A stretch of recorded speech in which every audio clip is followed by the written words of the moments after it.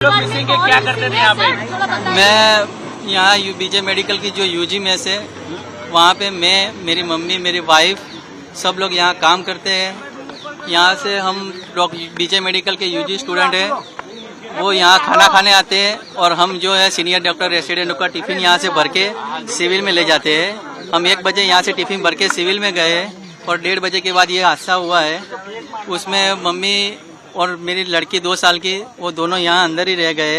बाकी सब जो खाना बनाने वाली मासी ऊपर नीचे करीबन 20-25 मासियाँ होगी, वो सब निकल गए हैं। वो बाकी सबों का कॉल आ चुका है।